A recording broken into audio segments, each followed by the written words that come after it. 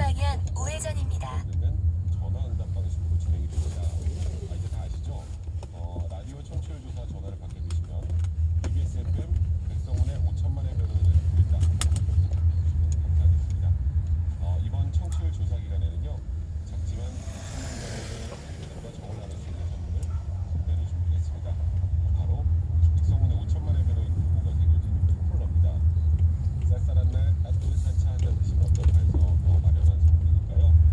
정답과 함께 백성훈의 5천만의 변호인의 바라는 점, 또 어떤 법률 이야기가 궁금한지, 어떤 분야의 법률 정보를 다뤄주면 좋겠는지 여러분들의 의견 함께 보내주시면 500m 앞 좌회전입니다. 하겠습니다. 자, 여러분들께서는 지금 백성훈의 5천만의 변호인과 함께하고 계십니다.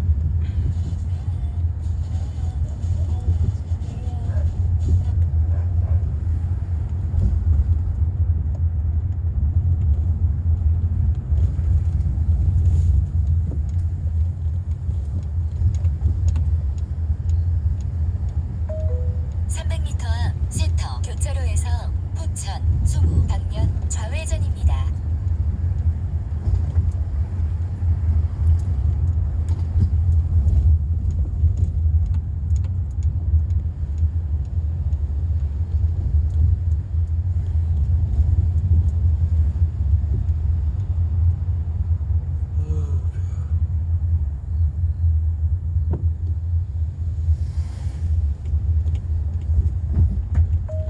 잠시 후 좌회전입니다.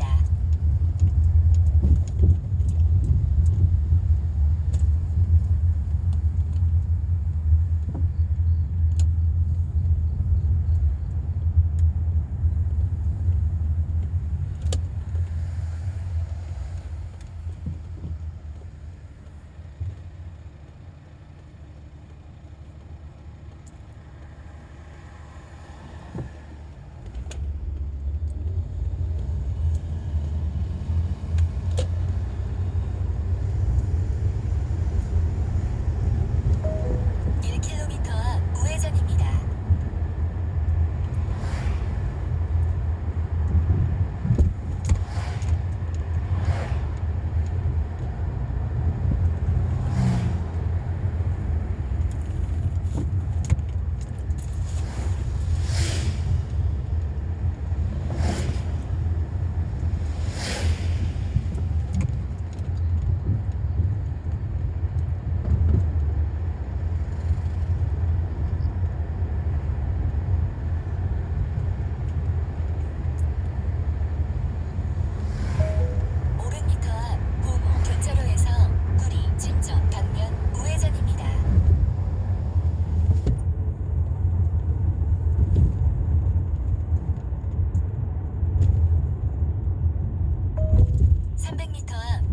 교차로에서 구리 진전 방면 우회전입니다. 이 차로를 이용하세요.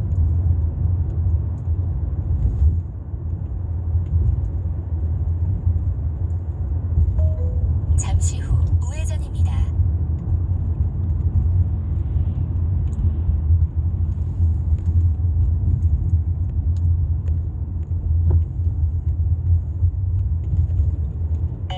경로를 벗어났습니다. 경로를 다시 요청합니다.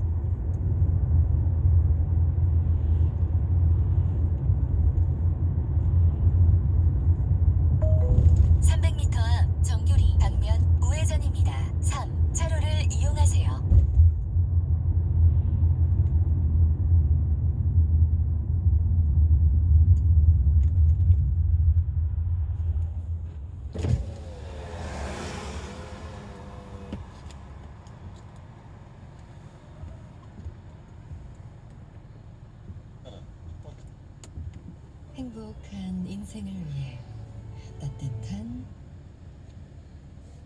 한유총이 모두 4차례의 정부 주최 토론회를 집단 행동으로 파행시켰다며 서울중앙지방검찰청에 고발장을 제출했습니다. 서울중앙지검은 사건을 형사부에 배당하고 종로경찰서가 수사하도록 지휘했습니다. KBS 뉴스 오승복입니다.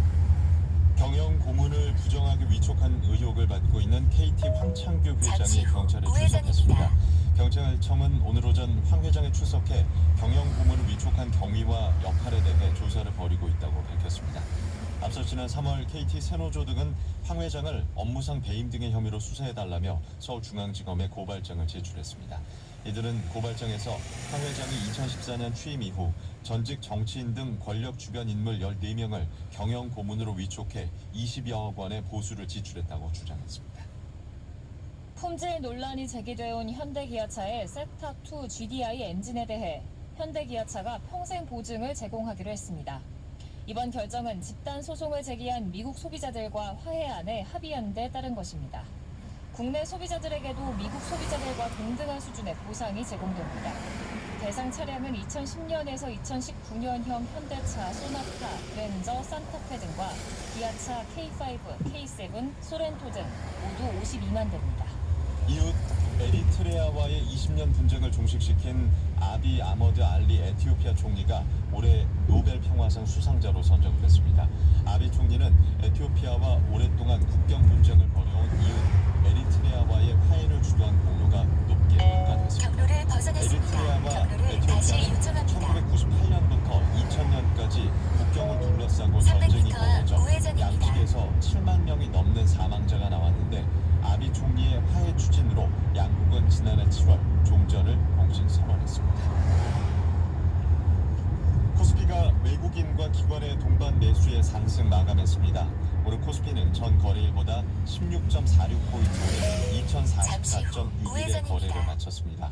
코스닥 지수는 전장보다 1.78포인트 내린 632.95로 마감했습니다. 서울 외환시장에서 원달러 환율은 전날보다 달러당 7원 40전 내린 1188원 80전에 마감했습니다. 오늘의 주요 스포츠 소식 김기범 기자가 보도합니다. 스리랑카전 8대0 대승을 거둔 축구대표팀이 이제 관심이 집중되고 있는 평양 원정 경기를 준비합니다. 대표팀은 오는 15일 북한 평양 김일성 경기장에서 카타르 월드컵 아시아 지역 2차 예선 3차전을 치릅니다. 배지 감독이 이끄는 대표팀은 스리랑카전 대승에 자만하지 않고 북한과의 평양 원정 경기에 최선을 다할 것을 다짐했습니다. 대표팀은 13일 출발해 중국 베이징을 거쳐 14일 평양에 입성할 예정입니다. 여자 골프 이정은이 LPGA 투어 신인상의 영예를 안았습니다. 이정은은 올해 LPGA에 데뷔해 6월 메이저 대회인 US 오픈에서 우승하는 등 인상적인 활약을 펼쳤습니다. 이로써 우리나라는 2015년 김세영부터 전인지, 박성현, 고진영에 이어 5년 연속 신인상 수상을 이어갔습니다. 겨울 스포츠의 꽃 프로배구가 내일 개막합니다. 프로배구는 지난해 남자부 챔피언 결정전 우승팀 현대캐피탈과 대한항공의 맞대결을 시작으로 6개월 대장정을 펼칩니다. KBS 뉴스 김기범입니다. 오늘 밤부터 내일 오후까지 강원 영동과 경북 동해안 지역은 가끔 비가 오겠습니다. 토요일인 내일은 서울을 비롯한 수도권과 중부도 남부 지역은 대체로 맑겠고 제주도는 가끔 구름이 많이 끼겠습니다. 내일 아침 기온은 서울이 14도 등 전국이 11도에서 19도로 오늘과 비슷하거나 조금 높겠습니다. 낮 기온은 서울이 23도 등 전국이 18도에서 26도로 오늘보다 2도에서 4도가량 낮겠습니다.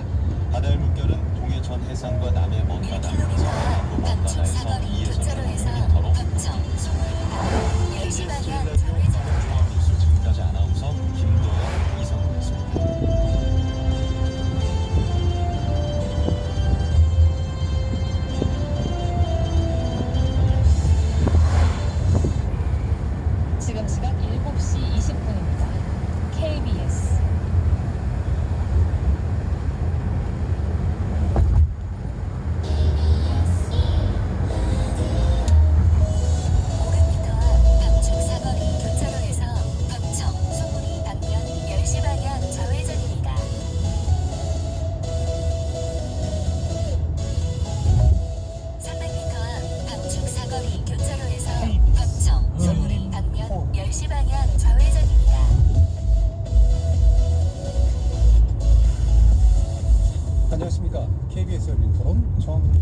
입니다. 잠시 후 10시 방향 좌회전입니다. KBS 열린 토론 매주 이 시간은 금요일은 나설 차례 나를 설득해봐 라는 코너로 함께 하는데요. 서로의 주장만 남는 평양선 토론 말고 상대방을 좀 더 설득해보는 그런 시간입니다. 오늘은 현역 정치인 세 분과 함께 할 텐데요. 국회에서는 여간해서 볼 수 없는 내신 있는 토론회장 기대하면서 두 가지 주제를 토론 테이블에 올립니다. 먼저 나눌 이야기는 국정감사인데요. 지난 2일부터 국감이 시작됐죠. 1년에 한 번씩 정부의 예산 집행과 일처리의 공과를 검토해보는 그런 자리지만 올해 국감은 조국 그리고 막말로 아직까지는 기억되고 있습니다. 국감과 국회의원의 성격 그리고 국회 기능에 대해서 함께 고민해봅니다. 더불어 또 나눌 이야기는 서초동 검찰개혁 촛불 집회, 광화문 조국 퇴진 집회입니다. 이렇게 거리로 쏟아져 나온 민심 속에서 정치의 역할은 무엇인가라는 건데요. 문희상 국회의장과 여야 5당 대표가 선거제 개편과 사법개혁안 논의를 위해서 정치협상회의를 출범시켰는데 황교안 대표가 불참하게 되면서 아직까지는 반쪽인 모습입니다. 광장의 민심, 정치가 올바르게 듣고 실천하고 있는지 점검해 봅니다. KBS 열린 토론은 여러분들과 함께 만듭니다. 문자로 참여하실 분은 샵 9730으로 의견 남겨주십시오. 단문은 50원, 장문은 100원의 정보 이용료가 붙습니다. KBS 모바일 콩, 트위터 계정 KBS 오픈을 통해서도 무료로 참여하실 수 있습니다. 토론 주제에 대한 의견도 좋고요. 오늘 토론에서 상대방을 가장 잘 설득한 설득의 귀재는 누구라고 생각하시는지 청취자 여러분의 의견 기다리겠습니다. 청취자 여러분이 KBS 열린 토론의 주인공입니다. 날카로운 의견과 뜨거운 참여 기다리겠습니다. KBS 열린 토론 금요일은 나설 차례 나를 설득해봐 지금부터 출발하겠습니다. 살아있습니다. 토론이 살아있습니다. 살아있는 토론, KBS 열린 토론. 토론은 라디오가 진짜입니다. 진짜 토론, KBS 열린 토론. 토론을 통해서 우리 사회 합의의 길을 찾아보자. 참 토론을 한번 해보자 라고 하는 취지로 마련된 금요일은 나설 차례 나를 설득해봐. 이 기획 의도를 아주 잘 살려주실 세 분의 정치인 소개해드리겠습니다. 먼저 황희 더불어민주당 의원 나오셨습니다. 네, 안녕하세요. 자, 그리고 송원석 자유한국당 의원 함께 하셨습니다. 예, 반갑습니다. 송원석입니다. 자, 세 번째 임재훈 바른미래당 의원 나오셨습니다. 네, 안녕하세요. 반갑습니다. 임재훈입니다. 자, 이 시간은 영상으로도 함께 하실 수 있는데요. 유튜브 들어가셔서 KBS 일라디오 또는 KBS 열린 토론 검색하시면 지금 바로 저희들이 토론하는 모습 영상으로도 보실 수 있습니다. 구독도 많이 눌러주시고요. 의견도 많이 달아주십시오. 생방송 놓치신 분들을 위해서 나중에 팟캐스트 준비되어 있고요. 매일 새벽 1시에 재방송도 됩니다. 자, 이렇게 함께할 방법까지 안내해드렸고 금요일은 나설 차례 나를 설득해봐 본격적으로 시작해보겠습니다. KBS 열린 토론. 자, 첫 번째 토론 주제 국정감사인데요.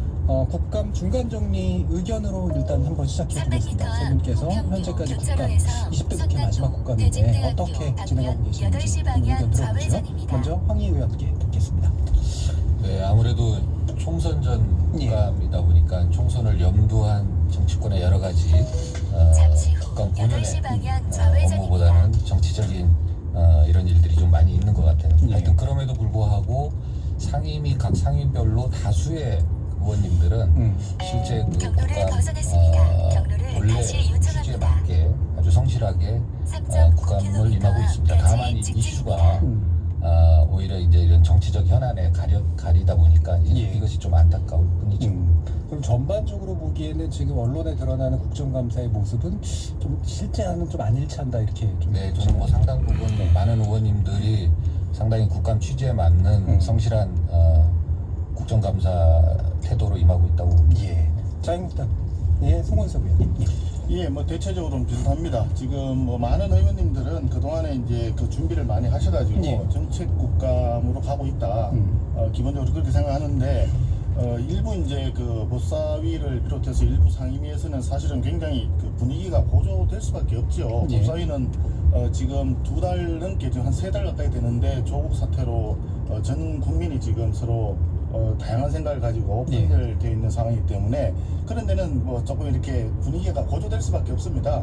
그런데 그 이외 대부분 상임위는 잘 진행되는 것 같고, 다만 제가 볼 때는 이런 생각이 좀 듭니다. 저는 이제 국토위에 소속되어 있는데 일부 그 국감을 수감하는 공공기관장들이 답변 태도라든지 자료 제출 요구라든지 이런 데 대해서 상당히 소극적이다 못해서 어떤 면에서는 반항적인 느낌, 야당 의원들의 질의에 대해서는 약간 어떤 측면에서 약간 공격적인 느낌, 이런 느낌을 받을 때가 있습니다. 예. 그러다 보면 이게 순수하게 이제 정책 감사 중심으로 국감이 나아가더라도 또 그런 상황이 생기면 이게 또 분위기가 또 이렇게 반전이 될 수가 있거든요. 그래서 그런 부분들에 대해서는 좀 실질적으로는 정책 감사가 진행되고 있지만 형식적인 측면에서 그런 좀 외부에 봤을 때는 정쟁으로 비춰줄 수 있는 그런 소지가 있는데, 이 부분에 대해서는 좀 행정 집행권을 담당하고 있는 기관장들의 자세 전환이랄까요? 마인드 전환을 조금 촉구하고 싶은 그런 생각이 듭니다. 그러면 예년보다 더 지금 올해가 좀 심하다 이렇게 조금 그런 점이 많습니다. 왜냐하면 이제 조국 문제로 인해서 파생되어 가지고 일반 정인까지도 지금 전혀 채택을 못한 상임위가 지금 대다수이지 않습니까? 그리고 많은 자료를 요청했는데 그 대부분이 뭐 기밀이라든지 아니면 개인적인 문제라든지 이런 일로 해가지고 자료가 제출이 안 됩니다. 그래서 과거에 저도 오랫동안 정부에 있었지만 과거 정부 때 이렇게까지 자료 제출 안 하고 뭐 이런 상황은 아니었던 걸로 저는 기억을 하는데 금년에 다소 그런 점에서 조금 아쉬움이 있다. 알겠습니다. 그 부분도 혹시 나중에 더 짚어보도록 하고요. 임재훈 의원 어떠십니까? 우리 이제 존경하는 황희 의원님과 이제 송원석 의원님이 소속되어 있는 이제 국토위원회는 이제 뭐 어떻게 보면은 뭐 정책 국감을 하는지는 모르겠어요. 모르겠는데 워낙 두 분이 이제 정책통이시고 대안 제시 능력이 출중하신 분이니까 뭐 그럴 수도 있겠다고 판단이 되는데, 제가 속한 교육위원회는 이번 국감에서 가장 아마 법사위에 이어서 또 정무위에 이어서 가장 뜨겁고 격렬한 상임위가 아닌가 판단이 들어요. 그래서 어제 저희 같은 경우 이제 서울대에서 이제 국감을 실시했는데 사실은 뭐 정책 국감이라기보다는 조국 장관의 딸 그리고 나경원 원내대표 아들 이 문제에 대해서 여야가 첨예하게 맞서고 격돌을 한 그 국감이었어요. 그래서 국감이라기보다는 뭐 정치적 공방이 더 거셌다라는 측면에서 제 3당의 의원으로서 좀 상당히 실망을 하지 않을 수가 없었어요. 왜 이렇게 됐나 저는 두 가지 규정을 하고 싶은 게, 좀 전에 황 의원님 말씀하신 대로 이 총선 전에 국감을 하다 보니까 아무래도 상대방에 대해서 흠집을 내지 않을 수 없어요. 정책 제시보다도 그런 면에서 좀 안타깝고, 두 번째는 아무래도 이번 국감은 누가 뭐래도 조국 장관 국감인 것 같아요. 그러다 보니까 사안인 만큼 방어하고 공격하고 방어하는 상황 속에서 여야가 첨예하게 맞서지 않겠나 판단이 들어서 안타까운 생각이 들고요. 개인적으로는 뭐 좀 자화자찬 같습니다만 어제 국감 때 저는 그런 그 정쟁적인 요소를 좀 지양하고 정책을 제시하는데 최선의 노력을 다했다고 자평을 하고 있는데 그 잠시 후에 말씀드리겠습니다. 그 정책 제가 말씀드릴게요. 알겠습니다. 자, 그러면 이게 국정감사 뭐 어쨌든 전반적으로 얘기 들어보면 총선 전이기도 했기 때문에 그 어떤 상황상의 요인도 있고, 그다음에 이제 조국 장관 문제를 둘러싸고 어느 정도는 각자가 이제 정치적 이익을 추구할 수밖에 없는 측면들도 있기 때문에 일부는 이제 그렇게 벌어지는 건 있지만 그래도 열심히 노력하시는 이제 그런 상임위에 계신 분들이 있다라고 이제 말씀 주신 것 같아요. 그럼에도 불구하고 이제 언론은 역시 자극적인 걸 좋아하니까 기본적으로 좀 막말에 관련된 논란이 지금 이제 또 장식되고 있는데요. 윤리 제소까지도 또 이어지는 그런 상황입니다. 일단 논란된 발언이 어떤 거였는지 이야기 듣고 계속 이어가도록 하겠습니다. 웃기고 하냐는 인식 같은 게 아니죠. 잠시 후 저는 기억이 정확치 않은데 그런 말을 제가 했다면 거듭 사과드리겠습니다. 그것으로 일단하고 속기록에서 삭제해 주시기 바랍니다. 보건복지부 장관님께서도 대통령 기억력을 좀 잘 챙기셔야 된다. 신성한 국정감사의 장에서 대통령 인신공격할 수 있는 것이 상식을 가진 국회의원이 납득할 수가 없습니다. 검찰 개혁한다.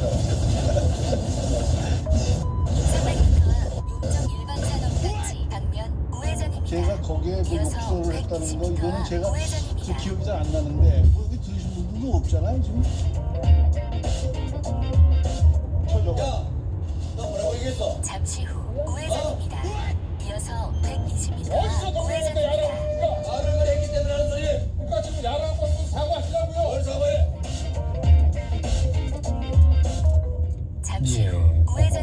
중간중간 못 알아듣는 소리도 좀 나오긴 했습니다. 예, 어쩔 수 없이 못 알아듣는 게 더 나았던 것 같고요. 약간 이제 뭐 듣다 보니까 약간 좀 민망해지기도 하고 이제 그런데 일단은 이제 문제가 되고 있긴 하니까 황 의원께 여쭤야 될 것 같네요. 윤리위 제소까지 이어진 이유는 뭐다라고 보시나요?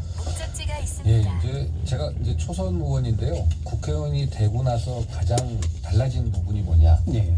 사람들이 제 말을 들어줍니다. 그러니까 사람들이 언제든지 국회의원의 말을 들어줍니다.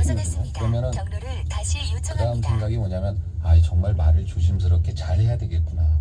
결국 이제 국민을 대변하는 일을 하기 때문에 그런데 이 국회의원은 특히 또 국회 안에서는 말을 좀 자연스럽게 할 수 있습니다. 그래서 이제 자기 정치적 소신과 철학 이런 것들을 마음껏 펼치라는 의미인데 이 말이 이런 식으로 이제 남용되면 안 되는 거죠. 그렇기 때문에 국회법에 의해서 우리는 국회의원 발언에 대해서 뭐 모욕감을 준다거나 여러 가지 측면에서 이렇게 제한을 하고 있습니다.